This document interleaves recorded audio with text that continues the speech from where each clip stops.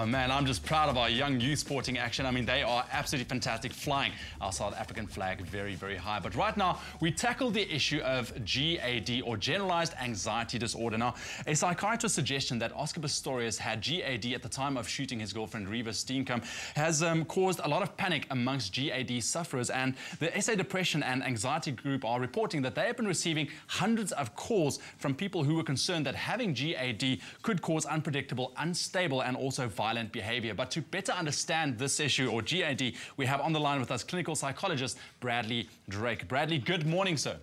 Morning, Ewan. Good. How are you doing so early on this Tuesday morning? It is 6:31, Ewan.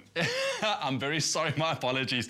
Like I've mentioned, the SA Depression and Anxiety Group have been having a lot of phone calls from family members asking if their loved one suffering from GAD should they be hospitalized. I mean, is this panic justified in any way?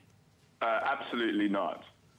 I mean, it's normal for people perhaps who have struggled with anxiety or have generalized anxiety themselves to start worrying about something like this. So it's understandable that this sort of situation might have triggered this kind of concern, but the panic is completely unnecessary. All right. Now, give us a bit of background on GAD. I mean, what are the symptoms? How do you recognize it? And I mean, is it a common disorder to have as well? Well, generalized anxiety disorder is essentially an anxiety disorder where the individual would tend to worry chronically much of the time and find it very difficult to control their worry. And associated with that would come a variety of other symptoms such as muscle tension, feeling restless, having difficulty with sleep, being irritable, being on edge, and even having some gastrointestinal related problems. So it's really a condition where people are worrying a lot of the time about multiple different things. And whilst the prevalence varies from country to country and culture to culture, the studies suggest that the sort of lifetime prevalence ranges from about 3 to say 6.5%. So that means that throughout your lifetime you have a 3 to 6% chance of developing GAD at some point. Although most of the time it would have set itself in terms of the symptoms by sort of late adolescence to late adolescence, and then often be quite chronic and hang around throughout much of adulthood.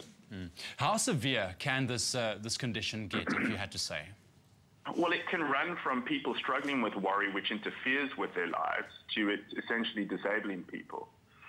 I mean, if you think about it, really, if you really consider what worrying the whole day really entails, it means that you're constantly thinking about a variety of what-ifs, so a variety of possible events that could possibly occur. And anything associated with uncertainty would trigger worry and would trigger negative thoughts.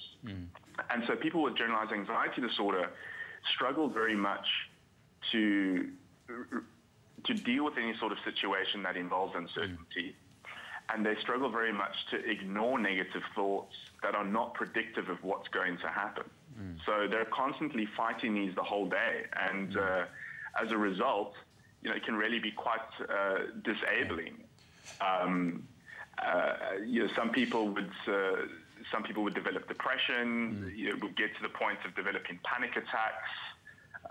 It can sometimes result in sort of problems with substance abuse, where the primary reason for that is to numb themselves or to reduce the anxiety. So it can vary. It can vary from So it can get quite severe, so to speak. But just Bradley, to wrap up, for those people out there thinking that they or maybe their loved ones are suffering from GAD, what are some of the first steps? What should they do?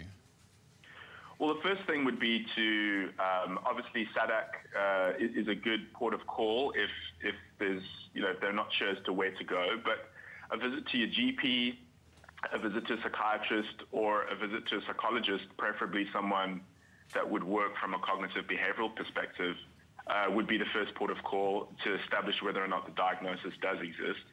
And then there are a variety of treatment options, and we know now that people respond quite well to treatment, and the efficacy of our of the treatments that we provide has certainly improved in the last sort of 10 years or so.